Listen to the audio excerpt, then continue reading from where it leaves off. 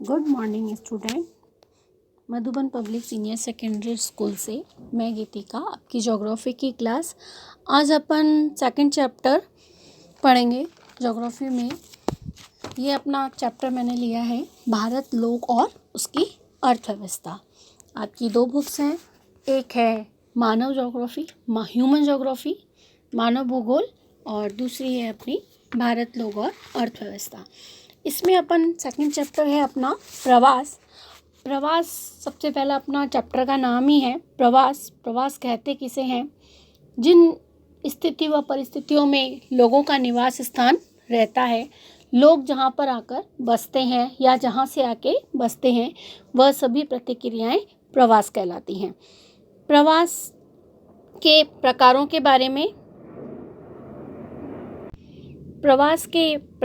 बारे में पढ़ेंगे अपन इस चैप्टर में। प्रवास के क्या कारण होते हैं, आने जाने के क्या कारण होते हैं। जैसे प्रवास के जो प्रकार हैं उसमें से सबसे दो मुख्य प्रकार पढ़ेंगे अपन, प्रतिकर्ष कारक और अपकर्ष कारक। कारण, किन कारणों की वजह से प्रवास की स्थिति उत्पन्न होती है, और परिणाम, इसमें क्या परिणाम रहते हैं कि प्रवास की स्थिति होने के कारण, यानी कि एक जगह से दूसरी जगह पे जाने के कारण क्या क्या बदलाव आ जाते हैं, इनके बारे में।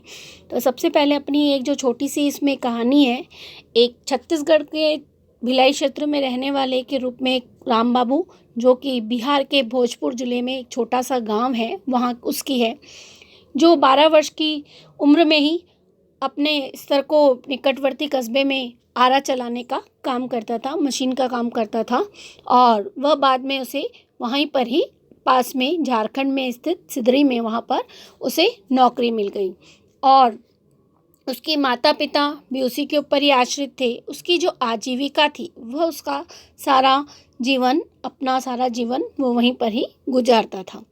राम बाबू और उसके 3 बच्चे और उसके माता पिता, वह लोग सब वहाँ पे रहते थे, और जिसमें से पहला जो बच्चा है वो इलाहाबाद और मुंबई में पढ़ा, और वर्तमान में वह दिल्ली में वैज्ञानिकों के रूप में काम कर रहा है।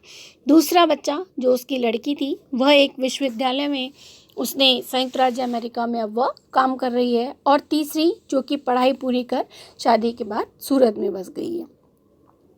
यह कहानी केवल राम बाबू और उसके बच्चों की नहीं, मानते हैं कि सभी की ऐसी अपनी अपनी दिनचर्या रहती है, और लोग एक गांव से दूसरे गांव, जैसे छोटा सा परिवार था लेकिन वह कैसे हो चुका है, अब धीरे धीरे वह बड़ा होकर जगह जगह पर वितरित हो चुके हैं वह लोग।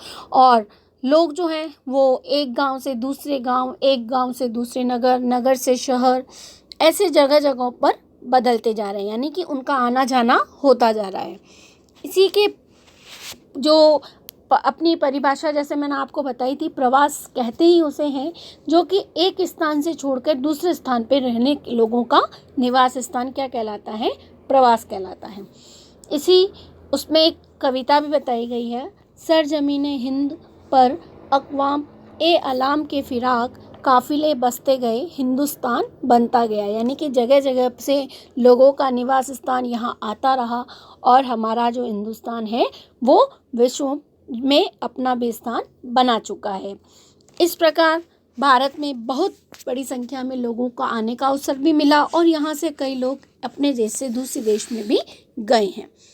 तो पश्चिमी यूरोप के देशों से, ऑस्ट्रेलिया के देशों से, दक्षिणी पूर्वी एशिया में प्रवास भी करते रहे हैं। ये छोटी सी एक और कहानी है जिसके अनुसार, जैसे कि आज के युग में हम मानते हैं कि लोग एक जगह पे बसते ज़रूर हैं, लेकिन उनका जो पुरानी जो प्रतिक्रिया है वह आगे से आगे चलती रहती है। अपन सबसे पहले प्रवास की स्थिति के बारे में अपन पढ़ते हैं। भारत का जन्म से पहले से ही यहाँ के जनगणना, जैसा मैंने आपको बताया है, सही में भारत की संचालित जनगणना 1881 में, यानी कि पहली जो जनगणना हुई थी वो इससे पहले हुई थी, लेकिन फिर उसके बाद में हर 10 साल बाद में जनगणना हो रही है। अपन ने जनसंख्या का टॉपिक इससे पहले समझा है। जनगणना कहते किसे हैं? जो कि लोगों की गणना करना, लोगों की, हमारे जो यहाँ पर सभी जगहों पर लोगों का वितरित जो है वो एक जगह से दूसरी जगह पर होता रहता है, और साथ ही साथ में उनकी काउंटिंग भी जरूरी होती है। इन आंकड़ों को जन्म के स्थान के आधार पर दर्ज किया जाता है। लेकिन 1961 की जनगणना जो है वो संशोधित किया गया और उसके बाद में अलग अलग घटकों में जन्म स्थानों पर वह गांव या नगर में वह कहीं भी जन्मा हो, अपने स्थान पे नहीं, अगर कहाँ जहाँ पर वह अभी इस वक्त रह रहा हो तो वह उसको सूचना समावेश के अनुसार 1981 की जनगणना में किया गया, जिसका कि क्रमिक जनगणनाओं का संशोधन भी किया गया है। जनगणना में प्रवास के जो स्तर हैं वह अलग अलग रहते हैं, जैसे कि ग्रामीण स्तरों पर, नगरीय स्तरों पर, जिले पर, राज्य पर, भारत के बाहर। अपन अगर जनगणना करते हैं तो उस समय ये ज़रूरी नहीं है कि एक ही जगह की जनगणना हो, जैसे गांवों की अलग होती है, शहरों की अलग होती है, और ये भी हो सकता है कि वह व्यक्ति अगर गांव के स्थान छोड़कर अपना शहर में ले चुका है तो उसका जनगणना वहाँ पर भी हो सकती है। और सभी की जनगणना अलग अलग प्रतिक्रिया, पुरुष और स्त्रियों की जनगणना और बच्चों की जनगणना अलग होगी।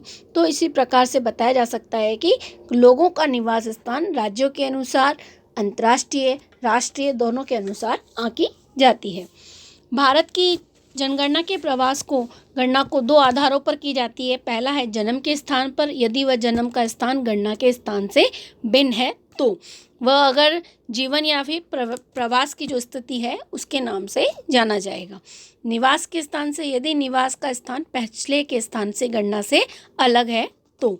इसी प्रकार सन 2011 की जनगणना जो है वो 121 करोड़ लोगों में से 45.6 करोड़ लोग जो हैं ऐसे प्रवासियों की संख्या जो कि निवास के संदर्भ में बताई जाती है। इसके आगे का जो टॉपिक है अपन कल पढ़ेंगे।